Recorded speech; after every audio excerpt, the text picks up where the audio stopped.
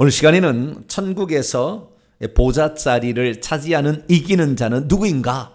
두 번째 시간을 함께 하도록 하겠습니다. 오늘도 거룩한 주일을 맞아 현장에서 이렇게 예배 드리시고 또 온라인으로 함께 예배하는 모든 성도들을 사랑하고 축복합니다. 주님 오실 그날 때까지 변함없이 주님을 사랑하는 이 예배의 자리, 가장 복된 자리이고 이 생명의 시간이 한 주간에 우리와 잇대어져서 한 주간도 승리하는 복된 삶이 되기를 간절히 바랍니다. 우리 성도들이 가야 될 길이 우리가 살아있는 그 생명의 날까지 이어질 때에 하나님의 손길들이 특별히 함께하길 바랍니다. 그래서 이 코로나의 어려움 상황에서도 잘 극복할 수 있기를 바라고 말씀으로 무장해서 하나님께서 쓰실 때 온전한 그릇으로 드려지는 복된 성도가 되기를 간절히 바랍니다. 연일 계속해서 천국에 관한 말씀을 집중적으로 전하고 있습니다. 이렇게 집중적으로 얘기한 적은 없었던 것 같은데 어쨌든 집중적으로 얘기하고 있습니다. 우리 성도들은 어쩌면 그 천국을 향하여 오늘도 여행을 준비하는 순례객이 아닌가라는 생각이 듭니다. 바로 천국이 우리의 인생의 마지막 정착지이기 때문이죠. 그러므로 이 땅에서 참으로 복된 자는 천국에 들어가는 자일 것이고 천국에서 상 얻는 자인 줄로 믿습니다. 그래서 오늘 우리도 이 땅의 것만 바라보는 게 아니라 하늘의 것을 바라보자고 제가 연일 이 연사 외치고 있습니다. 할렐루야. 열심히 외치고 있는데 어떤 사람은 에이 무슨 천국 얘기 그리 중요한가 이렇게 생각할 수도 있어요. 그런데 그 천국 얘기를 우리가 완성하기 위해서 가야 될 모든 길이 인생이에요, 사실은. 그렇기 때문에 이 천국에 대해서 귀담아 듣고 천국을 사모하는 자는 반드시 그 침노하는 자에게 주시는 그 약속이 이루어질 줄로 믿습니다. 제가 이 천국에 대해서 얘기를 하는데 우리 정병진 목사는 왜 천국에 대해서 저렇게 얘기를 많이 하나? 회개를 얘기하면은 시리즈로 뭐 100강, 200강을 막 하지 않나? 신부 얘기하면 52강을 얘기하지 않나? 웬 설교를 저렇게 할 게 많나? 이렇게 진짜 할 게 많죠. 이렇게 많이 하지 않습니까? 제가 이렇게 천국에 관하여 말씀을 많이 하게 된 것은 새기라고 그렇게 하는 것입니다. 새겨버려야 되는 거예요. 중요한 것은 새겨버려야 됩니다. 저는 보통 사람입니다. IQ가 똑똑한 사람도 아니고 그렇게 멍청한 사람도 아주 보통 사람의 IQ인데 왜 천국 얘기를 많이 하냐면은 제가 이 말씀을 전하면서 새겨버리려고 그래요. 할렐루야. 새겨버리려고 그러는 거예요. 신명기 6장 4절 9절 말씀 보면은 이렇게 이스라엘아 들으라. 우리 하나님 여호와는 오직 유일한 여호와시니 너는 마음을 다하고 뜻을 다하고 힘을 다하여 주 너의 하나님을 사랑하라. 그리고 오늘 내가 내게 명하는 이 말씀을 너는 네 마음에 새기고 네 자녀에게 부지런히 가르치라. 이렇게 얘기하고 있다고 말이죠. 그렇기 때문에 새겨버려야 되는, 중요한 것은 새겨버려야 되는 거예요.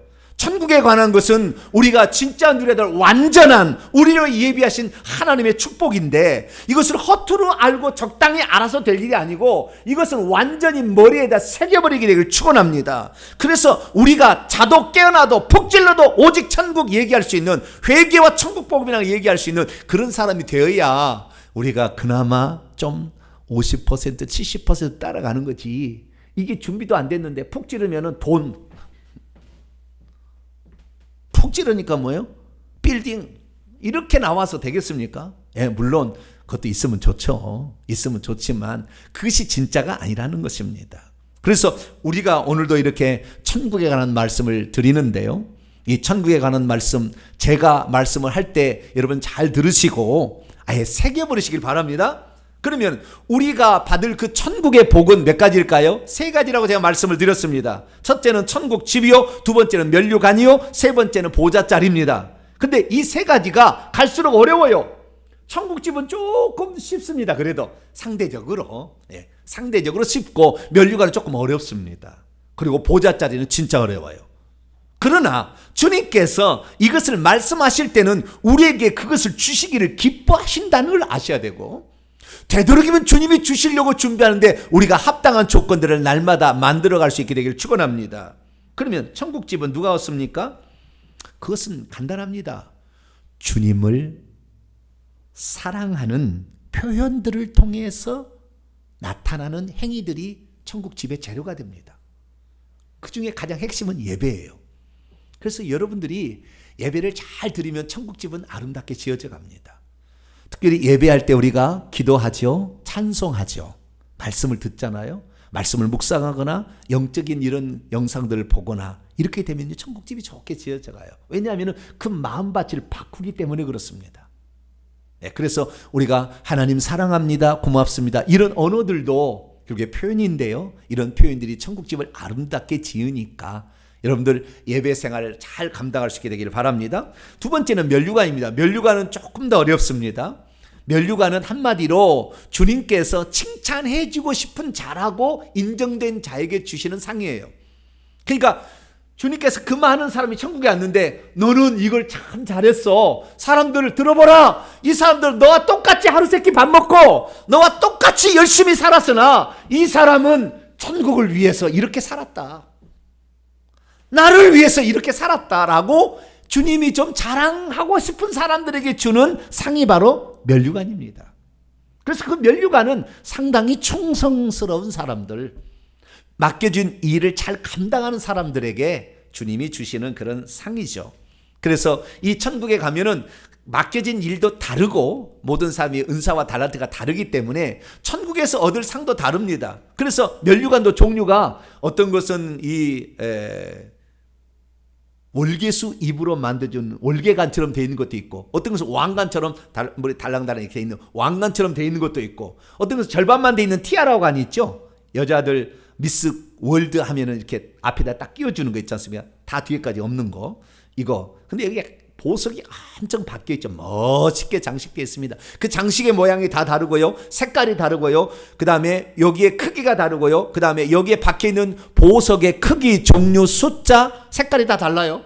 그 사람이 어떻게 살았느냐에 따라서 그것이 딱 이렇게 표현되어 있어요. 그래서 우리가 천국 가면 그 면류관을 쓰는 사람 보면은, 야, 저 사람 세상에서 참 주의 일 열심히 했구나 라는 걸 알 수가 있죠. 저와 여러분은 그러한 은혜를 받을 수 있는 복된 성도기를 축원합니다. 그러면 세 번째로 우리가 천국에서 받을 것은 보좌자리입니다. 오늘 이것을 말씀드리려고 오늘 말씀을 우리가 나누게 되는 것입니다. 저는 이 보좌자리에 대해서 지난 새벽 기도를 통하여 이미 3번 정도 이 말씀을 드렸습니다. 첫 시간을 통해서는 진짜 천국에서 다스리는 자가 있고 섬기는 자가 있는가? 다스리는 자, 주인이 있고 종이 있는가? 왕이 있고 백성이 있는가? 근데 천국에서 왕노를 하는 자, 다스리는 자가 있다는 사실에 대해서는 사람들이 긍정을 많이 합니다. 그런데 천국에서 주인에게 종처럼 사는 자, 백성처럼 부림을 받는 자, 섬기는 자가 있다는 데 대해서는 인정을 잘 하지 않으려고 해요. 근데 그 사실이다라는 것을 공간복음서와 요한계시록을 통하여 주님이 이 세상에 계셨을 때 천국에 계시면서 분명히 얘기하셨다는 것을 첫 시간에 말씀을 드렸고요. 두 번째는 보좌에 앉는다는 그런 말의 의미가 무엇인가? 천국에 우리가 보좌에 앉혀준다는 말의 의미가 무엇인가? 두 가지 의미가 있다고 했어요. 하나는 거기에 앉아서 다스린다, 통치한다는 의미가 있고, 또 하나는 그 자리에 앉아서 다른 성도들을 심판한다, 분별한다, 어떤 사항을 결정한다 라는 그 두 가지 의미가 보좌라고 그랬습니다. 그래서 우리가 기왕이면 천국에 들어갈 때 다스리는 자, 왕노한 자에 들어갈 수 있게 되기를 축원합니다. 그리고 세 번째 시간에는 그러면 누가 과연 천국에 들어갔을 때에 다스리는 자, 왕노하는 자가 되는가 라는 시간을 가졌는데 두 가지를 제가 말씀을 드렸어요. 그 두 가지는 두아디라 교회 주시는 말씀으로 말씀을 드렸고요. 오늘은 라오디게아 교회에 주시는 그 말씀을 통하여 세 가지를 더 말씀을 드릴 겁니다. 그래서 총 5가지를 말씀을 드리는데 이 말씀들을 마음에 새겨버릴 수 있게 되기를 축원합니다. 그러면 어떤 자가 앉느냐? 앉는 자의 그 조건들이 있다 그 말이죠. 그 조건들을 우리가 하나씩 채워나가게 될 때에 처음부터 어느 누가 그걸 다 할 수가 있겠어요? 엄마의 뱃속부터 이미 악한 영이 들어서 다 들어와서 한 70% 꽉 차 있는데 어느 누가 처음부터 되겠습니까? 그러나 이 말씀을 듣는 순간부터 마음에 결단하시고 회개하시며 주께 열심을 품게 되면 어느 순간에 도달하게 될 줄로 믿습니다. 그래서 찻술에 배부를 수는 없겠지만 우리가 말씀을 들으면서 이렇게 강하게 붙잡게 되기를 바랍니다. 자, 그러면 오늘 본문 말씀은 어떤 말씀입니까?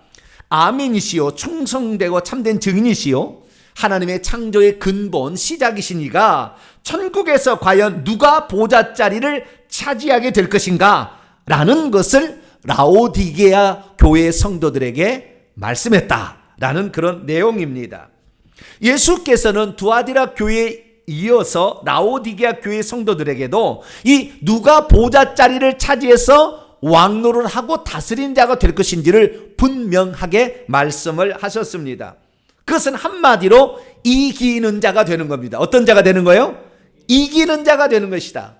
이긴다라는 이 말은 보통 이제 be victorious라고 생각해서 승리한다라는 생각을 하겠지만 그러나 그런 의미만 있는 게 아니에요. 세 가지 의미가 있는 것입니다. 두 번째는 우세한다라는 말도 있어요. 그 다음에 세 번째는 극복한다는 말도 있어요. overcome이죠. 예, 그 세 가지 의미가 있는데 좀 더 자세히 얘기를 하겠습니다. 그래서 이기는 자, 그 다음에 극복하는 자, 그 다음에 우세하는 자, 이런 뜻의 이기는 자가 되어야 되는 거예요. 그래서 그 이기는 자는 과연 그러면 어떻게 할 때 이기는 자가 되냐는 거예요. 신천지 이만희처럼 이만희를 따라가면 이긴 자가 되는 겁니까?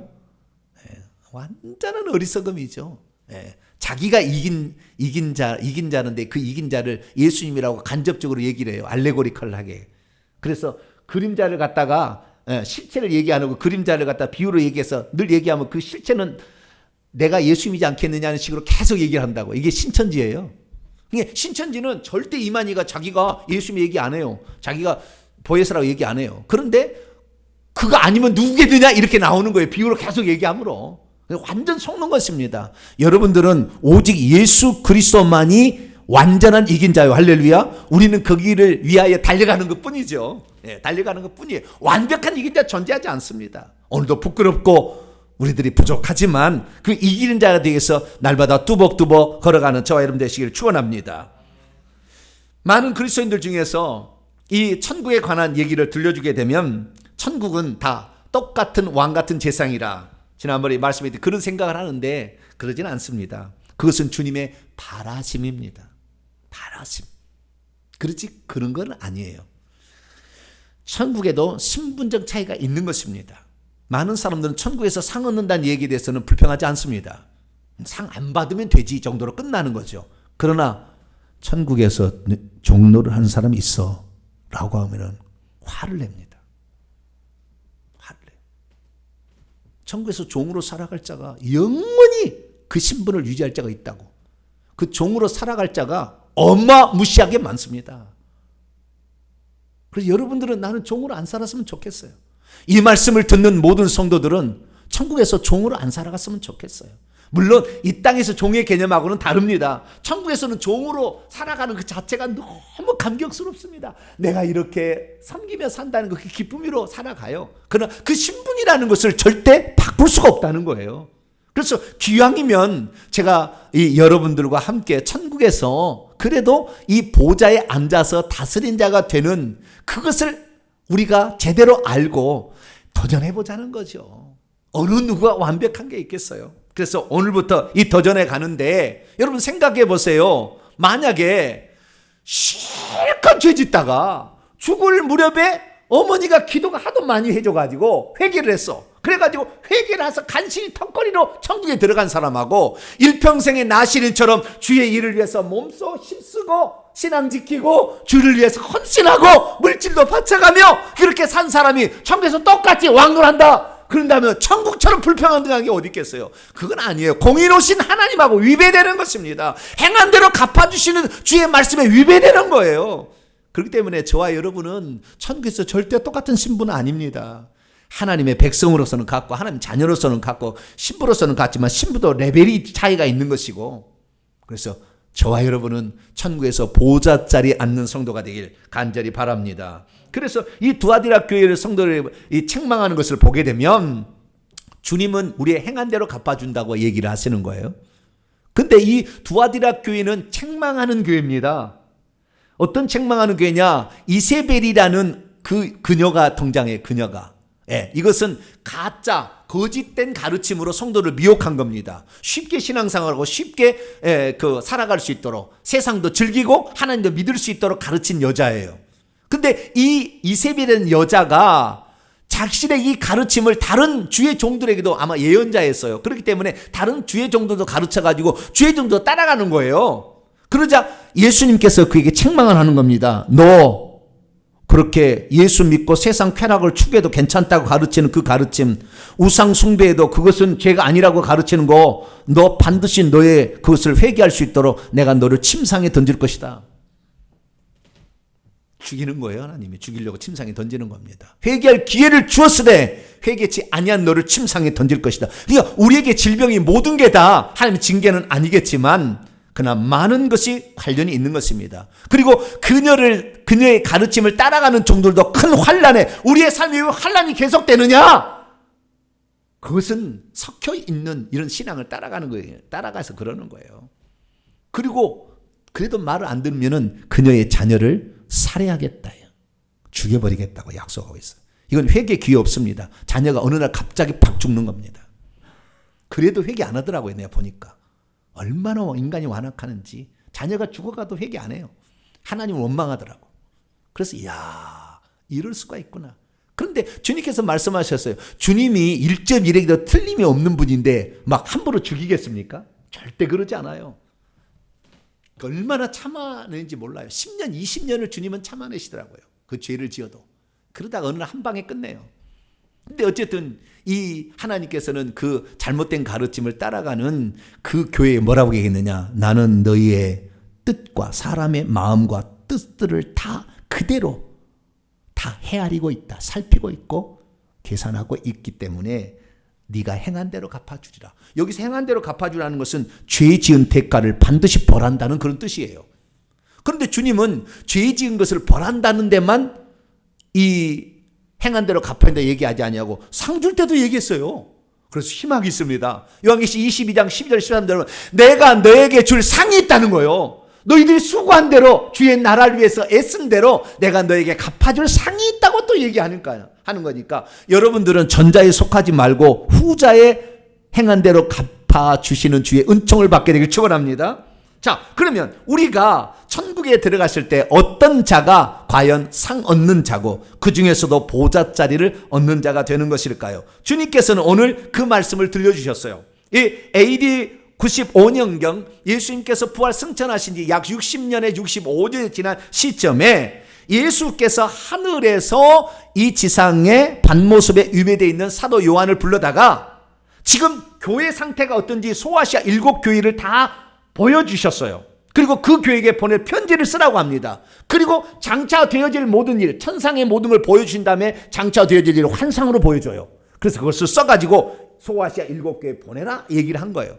근데 각 교회마다 어떤 교회는 칭찬들을 일도 하고 있고 어떤 교회는 책망들을 일을 하고 있는데 라오디게아 교회는 오직 책망만 있는 그러한 교회예요. 그 교회인데 세상에 그 교회에 보좌에 앉을 자가 있도록 하라라고 하나님이 말씀하는 거 보니까 야, 주님은 우리가 아무리 죄인이라 할지라도 포기하지 아니하시는구나. 칭찬만 들었던 서머나 교회나 빌라델비아에게 이 보좌에 앉는다는 얘기를 하면 좋을 텐데 거기는 얘기를 안 하고 여기에 이런 얘기를 하는 거 보니까 우리를 향한 하나님의 사랑이 참 크다라는 사실을 깨닫게 됩니다. 그러면 라오디게아 교회 어떤 자가 이기는 자가 되어서 천국에서 보좌 자리에 앉게 되는 사람이 될까요? 14절부터 제가 직역한 말씀으로 말씀을 나눕니다. 이 직역 성경은 저희 교회 홈페이지에 오시면 신약 직역 성경이 그 안에 있어요. 다 있습니다. 자, 요한계시록 3장 14절부터 제가 직역을 해보겠습니다. 그러나 너는 사도 요한이죠. 라오디게아 안에 있는 교회의 사자, 메시지 전달자에게 편지를 써라. 아멘이시니 신실하고 참된 증이시니 하나님의 창조의 시작이시니가 예수 그리스도입니다. 이것들을 말씀하십니다. 나는 너의 행위들을 이미 알아온 채 있다. 그것은 내가 차지도 아니하고 뜨겁지도 아니하다는 것이다. 나는 내가 차갑든지 아니면 뜨겁든지 하는 것을 바란다. 16절 이같이 내가 미지근하여 내가 뜨겁지도 않고 차갑지도 않기 때문에 나는 내 입으로부터 너를 뱉어버리고 싶구나. 17절 왜냐하면 니들이 이렇게 얘기하기 때문에 나는 부요하다. 그리고 나는 부요한 채 있다. 그렇기 때문에 나는 어떠한 부족한 것이 없고 다 필요를 다 가지고 있어서 부족한 것이 없다 라고 말하지만 너는 너희들이 곤고하다는 것과 가난하다는 것, 곤고하다는 것은 불쌍하다는 거예요. 불쌍하다는 거예요. 왜냐하면 가난하고 눈멀었고 벌거벗었기 때문이라는 것을 말해줍니다. 18절 나는 나에게서 그래서 세 가지 처방전을 내린다. 첫째, 불로써 정련된 채 있는 금을 사라. 두 번째, 너의 벌거벗은 수치가 드러나지 않도록 흰 겉옷들을 사서 입어라. 세 번째, 나는 내가 보지 못하는 것을 보도록 하기 위하여 안약을 나에게서 살 것을 권면한다 라고 말합니다. 그리고 19절 나는 내가 사랑하는 만큼 너희들에게 책망을 하노니 나는 너희들을 징계한다. 징계한다는 것은 빨리 돌이키기를 원하는 거예요. 그래서 주님께서 명령을 내리죠. 첫 번째, 너희들은 열심을 내라. 두 번째는 너희들은 회개하라 얘기했고요. 20절에 가서 너희들의 마음의 문을 열어라 라고 얘기를 했고 뿐만 아니라 내가 들어갈 그 준비를 하고 있어라 라는 것을 통하여 마음의 문을 두드리느니 너희들이 그 문을 열면 내가 그에게로 들어가 먹고 그는 나와 더불어 먹게 될 것이다. 그래서 이기는 자들에게는 상을 줄게 될 텐데 내가 그에게 내 보좌에 나와 함께 앉는 것을 줄 것이다. 그리고 역시 나도 이겼고 그리고 그의 보좌 하나님의 보좌 안에 그리고 나의 아버지와 함께 앉았던 것처럼 너희들도 그 보좌에 나의 보좌에 앉혀줄 것이다. 귀 있는 자는 성령이 교회들에게 하시는 말씀을 들어라 라고 말씀을 했습니다. 믿음이 있어도 보좌 자리에 대해서 잘 모르면 예수를 믿으면 다 된 것이지 무슨 보좌 자리를 복잡하게 그렇게 얘기하느냐고 귀찮다고 이렇게 취급해 버릴 겁니다. 믿음이 있어도 보좌 자리에 잘 모르면 천국에서 상급이 얼마나 중요한 것인지를 간과하게 될 것입니다. 믿음이 있어도 보좌 자리에 잘 모르면 잘못된 가르침 속에서 우상 숭배 또는 돈과 쾌락을 추구해도 자신의 영혼은 괜찮다고 자신은 천국은 들어갈 것이라고 이러한 가르침에 속아 넘어가게 될 것입니다. 믿음이 있어도 보좌 자리 잘 모르면 자신이 잘못된 길로 가고 있음을 성령께서 책망하셔도 그 길에서 돌아서지 않을 것입니다. 믿음이 있어도 보좌 자리 잘 모르면 거짓말과 불순물이 전혀 섞이지 않는 진리의 말씀을 전하면 채널을 돌려버리게 될 것입니다. 믿음이 있어도 보좌 자리에 대해서 잘 모르면 주님의 친밀한 교제가 결국에 천국에서 보좌 자리와 똑같다는 것을 깨닫지 못합니다. 그러니까 주님과의 친밀한 그 정도가 보좌에 가까운 정도가 된다는 것을 깨닫지 못하는 것이죠. 믿음이 있어도 보좌 자리 잘 모르면 죽는 그날에 가서 비로소 깨닫고 슬피 울며 통곡하지만 천국은커녕 바깥 어두운 데 불못에 던져져서 일평생 이를 갈게 될 것입니다. 그러므로 저와 우리 성도들은 오늘도 이 믿음으로 하나님의 말씀을 받아들여서 나도 기왕이면 이기는 자가 되어서 하나님 앞에 있는 보좌에 앉아서 예배드릴 수 있는 복된 성도가 될 수 있기를 축원합니다. 이것이 아주 중요한 거예요. 제가 얼마나 중요하면 한 얘기를 또 하고 한 얘기를 또 하고 귀가 닳도록 아마 여기에 머리에 새겨지지 않은 사람이 있으면 없을 거예요. 할렐루야. 얼마나 제가 많이 얘기하는데. 그게 큰 중요한 거예요. 중요한 거예요. 그러면 보좌 자리라는 것은 무엇을 의미하는 것이고 그 보좌 자리에 앉는다는 것은 무슨 뜻일까요? 보좌 자리라는 것은요. 보좌라는 것은 팔걸이가 있고 목에 뒤에 다 이렇게 다 뒤에 있고 그다음에 발 받침대도 갖추고 있는 약간 부티나는 의자를 가리킵니다. 그래서 여기는 두 가지 일을 하는 거예요. 여기서 두 가지를 하는 거예요. 하나는 다스리는 일을 하는 것이고 그 다음에 심판하는 이 일을 하는 것입니다. 그래서 우리가 이 보좌라는 것은 결국에 등거리, 등받이, 팔걸이, 발판을 갖추고 있는 높은 의자로서 천국에서 일부만이 이 자리를 앉게 됩니다. 언제 앉게 되느냐? 예배 드릴 때 앉아요. 평소 때 안 앉습니다. 그 자리에. 천국에 가면은 아래층이 있고 위층이 있는데 아래층은 우리가 사는 집이 있어요. 천국에서 정방향에 이 그 천국이 성이 세루살렘 성이 있는데 한 중앙에 보좌가 있고 높은 산 위에 있습니다. 그래서 산에서부터 집을 지어져 왔는데 대저택이에요. 처음에는 처음 가서 좀 밑에는 텐트예요. 끝에 가면은 성벽까지 가게 되면은. 근데 이렇게 있는데 여기 살다가 그 위층에 올라가게 되면 예배드리는 거대한 스타디움이 있어요. 거대한 스타디움이 있는데 그 스타디움 안에 들어가서 예배를 드립니다. 근데 그 예배를 드릴 때에 그 예배가 어떻게 드리냐면 3분의 1은 천사가 있고요. 3분의 1은 인간 출신이었던 사람이 거기에 있어요. 근데 여기에 이 인간 출신이었던 사람이 앉을 수 있는 보좌가 14만 4천석입니다. 14만 4천. 1번 줄부터 70줄까지 있어요. 평균적으로 이 70주가 있는데 24개 줄이 있어요. 24개가 있는데 그 24개가 70줄이 돼 있는 거예요. 그래서 평균적으로 한 87명 정도 한 줄당 그 정도 앉을 자리인데 그 일치하지는 않아요. 앞에 줄에는 별로 안 앉아 있습니다. 몇 명 안 앉아 있고 뒤로 갈수록 더 많아요. 그래서 부채꼴 모양으로 더 많아지는 것이 천국의 예배의 자리입니다. 그래서 천국에서 보좌 자리에 앉는다는 것은 14만 4천 석의 자리에 자기가 앉는 거예요. 14만 4천 명을 제외한 나머지는 전부 서서 예배를 드립니다. 어마어마한 큰 광장에서 대부분이 다 한 90% 이상은 다 그 뒤에서 서서 예배를 드립니다. 그 보좌에 앉을 사람은 몇 퍼센트 안 돼요. 그래서 우리가 귀향이면 이 보좌자리를 가야 되는데 보좌자리도 크게 두 종류로 나눠지는 거예요. 이 보좌자리 14만 4천 석도 왕노를 하는 보좌자리가 있고 다스리는 보좌자리가 있습니다. 왕노를 하는 보좌자리는 1번부터 6번까지 보좌자리고요. 7번부터 70석까지는 다스리는 보좌자리입니다. 다스리는 보좌자리는 자기 집에 가면 섬기는 자가 있는 자들이고 왕노라는 보좌자리는 성 밖에 가서 다스릴 수 있는 그런 어떤 것이 있어요. 거기 가서 다스리고 올 수 있는 그런 왕노하는 자리입니다. 이 자리는 1번부터 6번인데 1번부터 3번은 메이저 킹이고요. 그 다음에 4번부터 6번은 마이너 킹입니다. 좀 더 앞에는 좀 더 권위가 있고요. 뒤에는 조금 더 권위가 떨어져요. 그런데 어쨌든 이 왕노하는 자가 있습니다. 그래서 우리는 주님께서는 그 자리에 들어오라고 주님 말씀하고 있는 것이죠. 놀라운 사실은 한 번 죽어서 이 자리가 결정되면 예배 드릴 때마다 그 자리에 앉아야 한다는 거예요. 나는 오늘 1번 줄에 앉을래? 그럴 수 없는 거예요.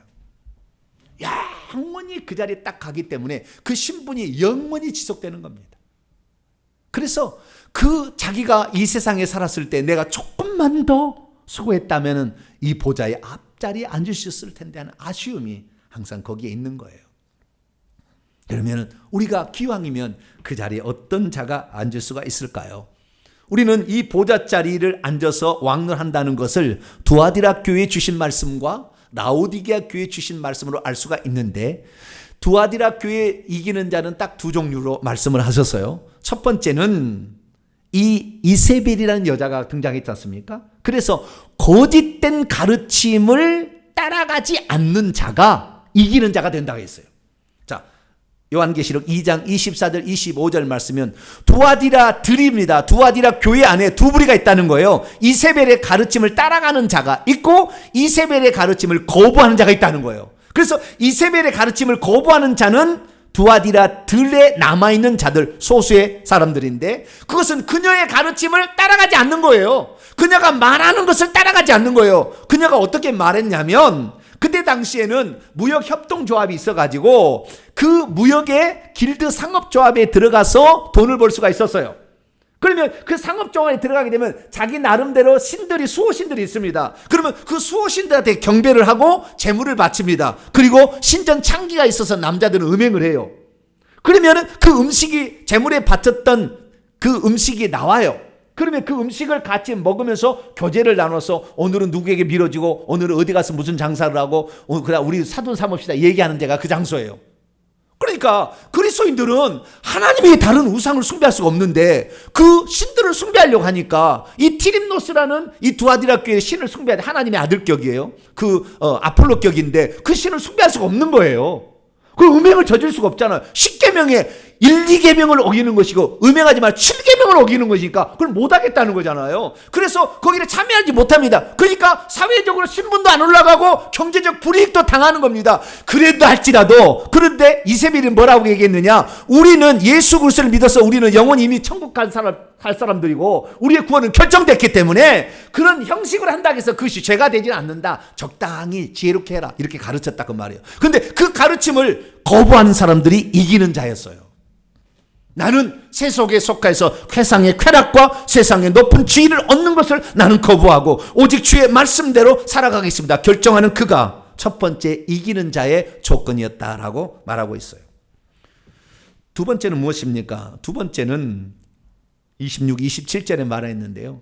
이기고 있는 자, 그리고 이기고 있는 자는 바로 그거예요. 그것은 극복하고 있는 것이죠. 이세벨의 가르침을 극복하고 있는 거예요. 깊이 들어가면 사탄의 속임수죠. 그 우상 숭배도 괜찮다. 우상의 재물을 먹어도 괜찮다. 오늘날 추대의 장비도 괜찮다. 이런 말이죠. 이런 것은 사탄을 이기는 것이고 이세벨의 가르침은 극복해내는 것입니다. 이겨내야 돼요. 그리고 또 하나 있는데 끝까지 내 일들을 지키는 자는 만국 위에 다스리는 권세. 저 밖에 나가서 어떤 것을 다스릴 수 있는 은하계도 될 수 있고 다른 어떤 게 될 수 있는데 그걸 다스리는 왕을 한 자가 된다는 거예요. 근데 그 어떤 자냐? 내 일들을 지키고 있는 자예요. 예수님의 일들, 예수님의 사역이죠. 이 땅에 예수님이 무슨 사역을 했습니까? 이 땅에서 천국 복음을 전파한 줄로 믿습니다. 주님께서는 천국 들어오라고 오직 그거 전했습니다. 두루 다니시며 마을과 촌에 두루 다니시며 천국 복음을 전파하셨는데 그 천국 복음을 안 들을 것 같으니까 어떻게 했느냐? 회당에서 하나님 말씀에 나와 있다고 말씀을 가르치고 병든 자를 고쳤습니다. 그러면서 이 세 가지 사역을 통하여 천국 복음을 증거를 하셨죠. 그래서 오늘 우리가 천국에 들어가려면 우리가 단지 구원받는 게 중요한 게 아니라 천국에 들어가는 자로 준비를 해야 되고 천국에 들어가서 상 얻는 자를 우리가 삼아야 된다는 이 가르침을 전하고 복음을 전하는 자가 천국에서 보좌에 앉는 자가 된다. 할렐루야. 이 두 가지를 기억하셔야 됩니다. 그리고 세 번째, 네 번째, 다섯 번째는 오늘 라오디게아 교회에 말씀하고 있는 거예요. 라오디게아 교회에 말씀하고 있는 것을 보게 되면 세 가지 이기는 조건이 나와 있는데 첫 번째는 열심을 내야 됩니다. 뭐라고요? 열심을 내야 돼. 열심이라는 건 뭐냐면은 영적인 일, 돈 버는 일 말고, 돈 버는 일 말고, 돈 버는 일도 열심을 내야 되겠지만, 그것보다는 영적인 일에, 영적인 사역에, 영적인 것을 얻는 것에, 천국을 얻는 것에, 천국에서 지위를 높이는 일에 우리가 열심을 내야 된다. 이렇게 얘기를 하고 있어요. 그럼 우리가 이 열심을 내는 거. 그러니까 예를 들어 이런 거죠. 기도하자 그러면 기도에 열심을 내는 거죠. 말씀을 읽자고 말씀을 열심을 내는 거죠. 회개하자 그러면 회개 열심히 하는 거예요. 회개 기도는 그냥 집에다가 보관해서 먼지만 팍팍 나게 하는 게 아니라 날마다 회개 열심히 동참하는 것이죠. 천국 복음 열심히 이것을 듣고 전하는 것이죠. 할렐루야. 그렇게 나가야 되는 거예요. 왜 그럼 그랬느냐? 이들의 신앙이 뜻뜻 미적을 했기 때문에 그랬다고 아예 나와 있어요. 그래서 15절 말씀 보면 16절까지 보게 되면 15절에 뭐라고 얘기했느냐? 나는 네 행위들을 알아왔는데 너희들은 차지도 아니하고 뜨겁지도 않다. 그래서 뜻뜻 미적을 하기 때문에 내가 입에서 토해버릴 것 같다. 토해버리려고 한다라고 말씀을 했습니다.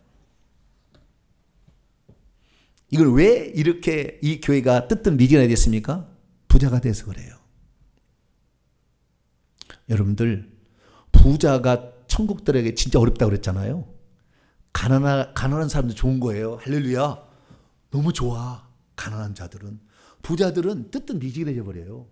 부자가 열심을 내면 더 큰 축복을 받을 줄로 믿습니다. 그렇지만 가난한 자도 좋아. 가난하면은 이 영적인 일에 더 부유할 수가 있거든요. 부자는 왜 이 부자 있는데 왜 뜻뜻 미지근해 됐느냐? 이 골로새 교회의 위치를 보고 주님이 되게 재미난 얘기를 한 거예요. 아니 골로새란다. 라오디게아 교회를. 라오디게아 도시가 어디에 위치했냐면은 북쪽에 10km 떨어진 히에라폴리스라는 그 도시로부터 물을 공급받고 있고요. 그 다음에 골로세라는 동쪽부터 15km 떨어진 골로세라는 도시로부터 물을 공급받아요. 원래 라오디게아는 물이 안 나와요. 그래서 두 도시로부터 물을 공급을 받는데 히에라폴리스는 온천수가 나오는 데입니다. 나중에 가보세요. 성지순례 반드시 갑니다. 히에라폴리. 네. 그래서 거기에 가면 온천수가 있는데 온천수를 돌관으로 이렇게 라오디게아로 끌어오는 거예요. 그런데 오다가 보니까 식어서 뜨뜻 미지근해진 거예요. 라오디게아 오니까. 그다음에 골로새는요, 여기 차가운 냉수가 나오는 지역입니다. 그래서 골로새에서 이렇게 물을 끌어오면은 나중에 또 데펴져 가지고 뜨뜻 미지근 이렇게 되는 거예요. 네. 우리가 왜 냉수 옹수를 먹어요? 뜨뜻 미지근한 걸 맨날 먹지? 네? 맛이 없잖아요. 토해버리고 싶은 거죠. 그러니까 그 위치적인 특징을 이용해서 주님께서 뭐예요? 너희들은 지금 뜨뜻 미지근하다는 거예요. 그러면은 자, 어떻게 해야 되느냐? 열심을 내라는 건 다른 게 아니에요. 자, 처음에 히에라볼리에서 내려오는 물은 뜨거웠어요? 차가웠어요? 미지근했어요? 뜨거웠죠. 예. 그 다음에 골로새는 차가웠죠. 처음에는. 근데 시간이 지나면서 점점 미지근해진 거 아닙니까? 그러니까 처음에 네가 주님을 사랑한다고 고백할 때 막 감격스러울 때 그때 하나님에 대한 그 믿음의 그 열정을 회복해야 되고, 죄에 대해서는 강력히 거부하고, 심지어 저 같은 경우는 10년 동안 유행가를 단 한 번은 안 불렀어요. 제가 얼마나 유행가 많이 안 좋아하세요? 제가 일종의 가수였다니까. 옛날에 중학교 때 트로트 하면 100곡을 불렀다니까요. 그런 사람이 있는데 10년을 내가 단 한 번을 내가 부르지 않았어요. 지금은 그래도 노사연의 만남은 불러요. 우리 만남은. 그것도 안 불렀어. 그것도 안 불렀어. 우연이 아니야. 그렇죠. 우연. 나는 성경적이요. 그 찬송가는 아닌데도 상당히 성경적이더라고. 예. 그래서 우연이 아니다. 우연이 아니야. 우리의 만남이. 예. 인용을 합니다만 옛날에 아예 그것조차 안 버렸어요. 왜 딱 잘라버렸어? 아, 이거 차가워. 죄에 대해서는 나중에 딱 잘라버렸어. 그냥 막. 예. 그렇게 사는 게 뭐예요? 그것을 회복해라. 그 열심을 회복하라. 죄에 대해서는 완전히 미워하고 하나님에 대해서는 열정을 가지고 품는 주의 말씀을 순종하는 그것을 회복하라. 할렐루야. 이것이 세 번째 조건입니다. 첫 번째 조건 뭐였어요? 잘못된 가르침을 거절하는 것. 두 번째는 뭐예요? 천국 복음을 전파하는 것. 세 번째는 영적인 일에 열심을 품는 것. 네 번째는 뭐냐면 회개하라입니다. 뭐예요? 회개하라. 회개하라. 회개는 단호하게 딱 잘라야 된다는 겁니다. 그럼 뭘 회개해야 되느냐? 세상에 취해 있는 것을 회개하라는 겁니다. 세상에 세 가지 것이 취해 있었죠. 세 가지 것이 무엇입니까? 네? 세 가지 것이, 그것은 자기들이 한마디로 부유하다 그러는 거예요. 부유하다는 건데 세 가지가 뭐였냐면 부유해서 금덩이를 많이 가지고 있답니다. 그리고 옷도 멋진 것을 입고 있다는 거예요. 그리고 자기들의 눈들은 다 세상 걸 이치를 다 깨달았다고 생각하는 거예요. 그런데 너희들은 가진 것이 없다 그랬고요. 너희들은 벌거벗고 있다고 그랬고요. 주님의 평가는 너희들은 지금 눈이 멀었다고 그랬어요. 봉사라고 그랬다고요. 주님의 평가는 나는 부유하다, 부족한 것이 없다 라고 말을 하고 있지만, 그러면 왜 이들이 이렇게 얘기했냐면요, 그들이 금덩이가 많은 것은 그들이 금융업을 했습니다. 라오디게아 성도들이 돈놀이를 해가지고 돈이 많았기 때문에 그때 돈은 금으로 저장을 했거든요. 그래서 금덩이가 많았어요. 근데 주님께서는 너희들이 가난하다, 너희들은 가난해, 가진 게 없어. 두 번째는 그들이 그게 흑양모 사업이 유명했어요. 그래서 검은색의 코트 있잖아요. 털이 있는 코트, 비싼 거잖아요. 이런 것들 입고 다녔는데 너희들은 지금 벌거벗고 있다 얘기했고요. 그 다음에 그들은 세상의 모든 만물 이치를 다 깨달았다. 우리 눈으로 보고 얘기하고 있는데, 왜냐하면 그 동네에는 부르기아 안약이라고 유명한 안약이 있었습니다. 의료술이 발달돼 가지고 가루가 있는데요. 그 프리지아라고 하죠. 오늘날은 부르기아, 성경은 부르기아고 프리지아라는 안약이 유명한데, 그 안약을 넣으면 눈이 밝아진다는 거예요. 그래서 그 안약을 놓고 다 눈이 밝다고 돌아다니고 있지만 사실 아니다라고 얘기를 한 겁니다. 그래서 너희들이 지금 어떤 상태에 있느냐?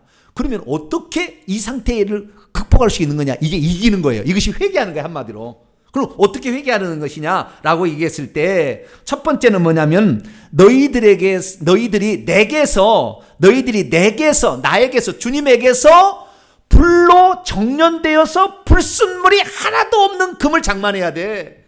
너희들이 지금 장만하고 있는 많은 금들은 그건 다 없어질 거야. 그 더러워. 그 금은 네 것이 아니야. 그리고 그건 더럽다. 내게 말씀을 듣는데도 내 말씀에 하나도 거짓말이 들어가 있지 않은 정말 순수하고 진실하고 100% 순수한 이 진리의 말씀을 너희들이 들어야 한다는 거예요.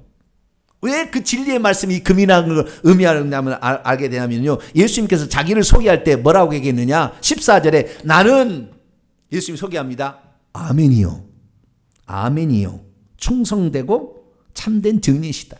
아멘이라는 말은 참 진리라는 말입니다. 나도 그렇게 되면 참 진리. 그래서 진리, 순수, 진리의 말씀도 막 섞여 있는 게 아니고 완전히 순수한, 거짓말이 안 붙어 있는 그 진리의 말씀을 사모하지 않고 세상의 금 이런 것으로, 그러니까 너희들이 회개한다는 건 뭡니까? 그동안에 세상 것에 돈에 취했던 너희들이 이제는 진리의 말씀에 굶주려서 그것을 사모하는 자가 되는 것이 회개하는 것. 할렐루야. 첫 번째 회개가 그거예요. 두 번째는 뭐냐면 흑양모, 그냥 멋진 코트를 입고 있는 게 아니라 그 벌거벗은 거야. 내게서 뭘 해야 된다? 내게서 흰 겉옷을 사서 입어라. 회개를 통해서 너희의 행실에 잘못된 것을 회개해서 빨아서 깨끗하게 해야 된다 얘기를 하신 거예요. 할렐루야.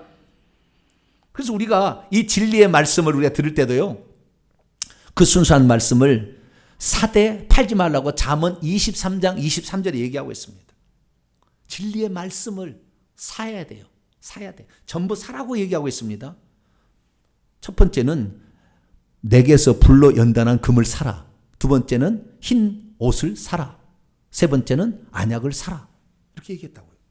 다 사라고 얘기합니다. 그냥이 아니라 대가를 지불해야만이 되는 겁니다. 여러분, 회개는 말만 하는 것이 아니라 회개에 합당한 열매를 맺어야 돼요. 그 엄청난 이 시간과 에너지와 돈과 이게 지불돼야 되는 것입니다. 그냥 회개가 되는 게 아니라고요.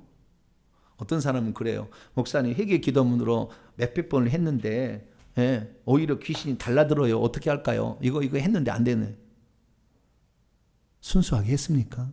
100% 진심으로 했습니까? 이거 할 때 과연 하나님이 내 죄를 용서해달라고 예물이라도 드려봤습니까? 대가의 지불 없이 그저 그냥 막 입술로 무슨 주문을 외우면 되는 것처럼 착각을 하는 거예요. 그렇지 않습니다. 회개하는 것은 얼마나 많은 시간이 들어가야 되고 얼마나 많은 물질과 얼마나 많은 정성이 들어간지 몰라요. 대가를 지불해서 얻는 것입니다.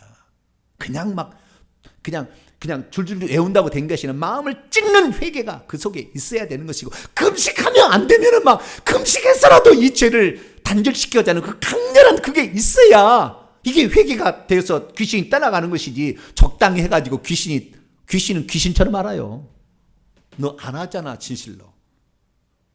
너 이방신 섬길 때 그렇게 돈 많이 갖다 바치고는 주님 앞에는 조금밖에 안 드리잖아. 너 다 알아요, 귀신들이. 귀신 모르는 게 아니에요. 여러분들은 좋은 진주장사가 좋은 진주를 만났을 때, 닦아는 자가 보화를 만났을 때 자기의 모든 소유를 다 팔았다는 그 말을 우리는 생각해야 돼요. 그래요. 진리를 얻기 위해서는 힘들지만 그 진리를 얻을 수만 있다고 한다면 그 진리의 말씀에 귀를 기울이시고 그 진리의 말씀이 그대로 내 삶에 실천되도록 행동을 옮기시는 성도가 되기를 바랍니다. 그래서 우리가 진리로 사고 그 다음에 흰 겉옷을 입기 위해서 날마다 회개하고, 그리고 정말 이 주님이 주시는 그 회개를 통해서 악한 영들이 다 빠져나가서 진짜 아냐, 이 회개의 눈물로 다 이것을 닦아내길 바랍니다. 그래서 진짜를 봐야 돼요. 썩어 없어질 거 보지 말고. 그것이 바로 이게 두 번째 회개하라는 것입니다. 라오디게아의 첫 번째는 영적인 일에 열심을 내라. 두 번째는 잘못된 것, 그 죄들에 대해서는 철저히 회개하라. 이거였고, 세 번째가 하나 있어요. 세 번째는 3장 20절에 나와 있는데요. 보라, 내가 문 밖에 서 있는 채 있다. 그리고 나는 문을 두드리고 있다. 만일 누구든지 내 목소리를 듣고 문을 연다면 내가 그를 향하여 들어가게 될 것이다. 그리고 나는 그와 함께 먹을 것이다. 그리고 그는 나와 함께 먹을 것이다. 이 말씀은요, 두 가지 의미가 있어요. 두 가지 의미가. 첫째, 마음의 문을 이제 너희들이 세상에만 맨날 문 열고 교제만 나누고 우상 숭배하고 돈 벌고 지 사회적 신분 올라가는 데 관심을 가졌는데 나하고 친해보자 그 말이에요. 문을 열고 나하고 이제 같이 대화를 해보자, 친해보자 이거예요. 그래서 주님과의 친밀성이 결국에 보좌자리 앞자리 갈 건가 뒷자리 갈 게 결정이 되는 겁니다. 얼마나 주님과 친밀하냐. 그 친밀성은요, 여러분이 기도했을 때 기도가 얼마나 하나님 보좌까지 빨리 가느냐가 딱 알 수 있어요. 여러분이 주님 부르면 어떤 사람은 5분 뒤에 도착, 어떤 사람은 10년 뒤에도 도착한다고요. 어떤 사람은 주님 부르면 3초 안에 도착합니다. 하나님 보좌에 그 기도가 천사 갖고 있어 벌써. 그 친밀도가 다른 거예요. 그 친밀도. 주님께서는 이제는 너하고 친해보자 친밀도를 얘기하실 때 주여 그렇습니다. 그래서 우리가요 주님 앞에 기도할 때 부르짖어 기도하도 하지만 때로는 옆에 바로 계시는 것처럼 주님 내가 이렇게 많이 부족했어요. 주님 이렇게 되기를 원해요. 꼭 연인 앞에 두고 얘기하는 것처럼 이렇게 기도를 해야 되는 거예요. 이게 첫 번째입니다. 이것이 아가서에 나오거든요. 아가서에 술람미 여인에게 솔로몬이 노크를 하지 않습니까? 나의 사랑, 나의 누이, 나의 비둘기, 나의 완전한 자야. 문을 열어라. 새벽에 이렇게 노크를 하는데 문 안 열어줬다가 나중에 혼나지 않습니까? 근데 그 친밀성이죠. 근데 친밀성만 있는 게 아닙니다. 또 하나의 의미는 문을 노크한다는 건 뭐냐면 문을 주님이 두드리게 될 때에 종이 언제 주인이 올지 모르니까 대기하고 있다가 문을 두드리기만 하면 문을 열 준비를 하라 그 말이에요. 이것은 주님이 언제라도 오시더라도 그 재림 준비를 철저히 해서 오늘 오더라도 바로 주님을 영접할 준비를 하고 있으라 그런 말이죠. 그래서 누가복음 12장에 이 주인이 혼인집에서 돌아와 문을 두드리게 되면 곧 열어주려고 기다리는 사람과 같이 깨어 있어라. 이것이 문을 두드린다는 두 번째 의미예요. 그래서 주님과의 친밀성과 그 다음에 주님이 언제 오시더라도 대기하고 있는 상태를 가리키는 그 상태, 그것이 바로 너희가 보좌 자리를 차지할 수 있는 사람이다. 주님이 문을 두드리는데 친밀하고 하고 싶은데 계속 주님 나 지금 세상 즐기고 싶은데 10년 뒤에 오세요. 네, 지금 이거 너무 좋아요. 네, 날마다 이 친구들하고 지내는 게 너무 좋아요. 예수쟁이들 이거 별로 싫고요. 나는 세상 즐기기 너무 좋아요. 또 이런 거잖아요. 주님 지금 오지 마시고요. 조금 늦게 오세요. 아직 내가 준비가 안 됐거든요. 이런 사람 보좌 자리 못 차지한다 그 말이에요. 이 말이. 여러분들은 준비하셔서 오늘이라도 보좌 자리 차지할 수 있도록 날마다 갈 수 있게 되기를 축원합니다. 그렇습니다. 지금 나의 상태를 점검해 보십시오. 지하철을 타고 가다가 보면은 다음 정거장은 어디입니다. 다음 정거장은 어디입니다. 그럴 때 우리가 딱 그 정거장의 표식을 보잖아요. 아, 내가 지금 있으니까 앞으로 몇 단계 가면은 내가 내릴 때가 됐구나. 그렇듯이 내 자신이 지금 어디에 와 있는지를 봐야 돼요. 주님, 내가 몇 단계를 더 가기를 원합니다. 가야 돼. 그럼 어떻게 해야 됩니까? 두아디라 교회에 주신 말씀, 거짓된 가르침을 거부하셔야 돼요. 그렇게 살아도 된다는 말을 거부하셔야 돼. 아이고 목사님이 그렇게 편하게 얘기해 주니까 감사해요. 이 사람 못 들어가 그 자리에. 진실한 말, 거짓된 가르침 섞여있는 그 말씀을 따라가야 되는 거예요. 할렐루야. 그리고 이 천국 복음, 천국이 진짜라는 걸 전하는 거, 이것을 전하고 가르치고 열심을 내고 죄에 대해서는 철저히 회개하고 하나님과 친밀하게 더 교제를 나누며 그날이 언제 오든지 준비할 수 있는 상태에 됐을 때 이 사람이 바로 보좌에 앉는 자가 될 줄로 믿습니다.